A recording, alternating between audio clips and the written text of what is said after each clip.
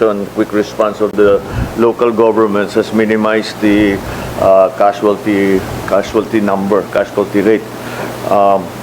Although, having said that, yung infrastructure na damage talagang malaki.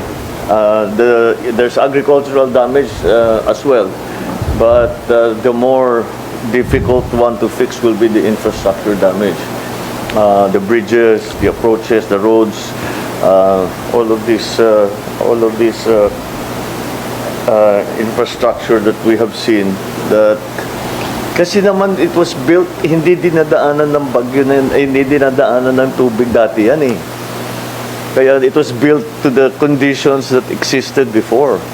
Nagbago nga eh. So that's why we'll have to redesign everything and make sure that if it happens again, medyo mas matibay na yung ating mga gagawin.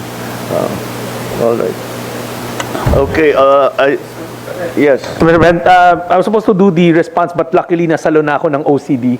My presentation's already been vended into their presentation.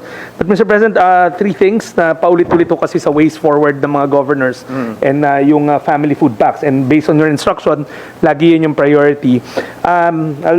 Nandun na ho kanina to, ma'am. That's the disaggregated data of how much family food packs we've released. This one's dated yesterday, but kanina, as of the presentation, it's close to 250,000 family food packs just for this region. Admittedly, Mr. President, it's one of the larger releases natin, but we have more in the warehouse and more is coming in. And based on your instructions, now we'll keep on sustaining it. So one way or another, we've communicated to the governors, the congressional representations, the mayors, that they can lodge the request sa regional office. We still have stocks and will continue doing so. Mr. President, also, I'd like to mention that over the weekend, tama si Sec. Gibo, the Air Force and the Navy have been moving our goods from one point to another. In fact, doon sa kina Kong Chino and General Generoso, it was the Navy that brought the family food packs. And then doon, Gov, sa couple of towns in Caraga, it was airlifted by the choppers ng Black Hawks ng Air Force. And they'll continue doing so. We still have the goods, so we'll continue moving that, Mr. President.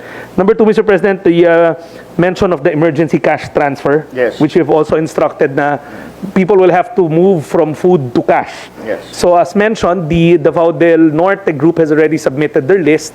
We initiated the payout yesterday. But may dagdag pala, so we'll just wait for the listing ulit. I think the provincial government and si Kong Duhali has been very active in scouring the area and giving us the list. We've already made representation and spoken to the congressional representatives, the governors, about the other provinces na sana mabigay na yung list so we can start doing the payout, so we can transition from food to cash. Kasi you always say nga na, Mr. President, na hindi lahat ng kailangan nila matatagpuan doon sa kahon. Exactly. Yeah. Also, based on our discussions, they really need the cash because nga, some of them may not have been affected physically yung bahay, but yung livelihood, hindi nakapag-ngisda, hindi nakapagsaka. So, I think we've already squared off with almost everybody in the table privately, one way or another, over the week na if they can send the list over, we can immediately download the cash sa regional office namin and initiate the payouts. We're also adding more special disbursing officers para simultaneous sa iba-ibang mga probinsya. And last, Mr. President, the next slide, the more important slide that I've been tasked to read, yung sa Office of the Presidential Assistance. Oh, yes. Yeah. Mr. President, I was tasked by your office to go through this list.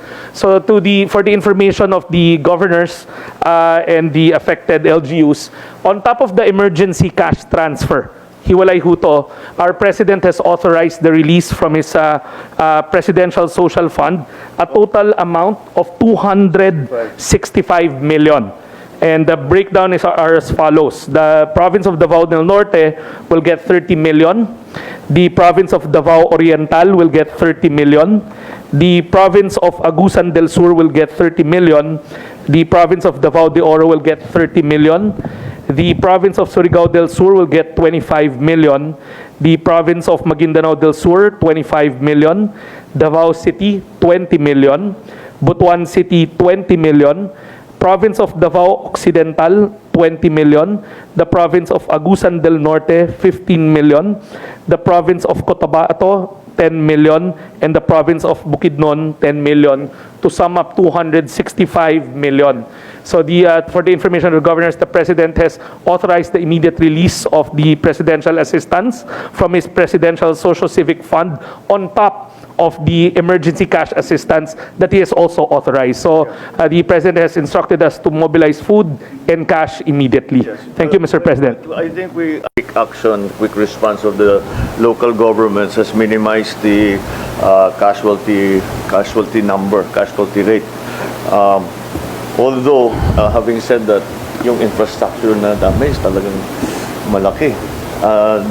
There's agricultural damage as well. But the more difficult one to fix will be the infrastructure damage. The bridges, the approaches, the roads, all of this. Thanks for watching Part Neil TV channel. Please subscribe my YouTube channel. Follow, like, comment, and share.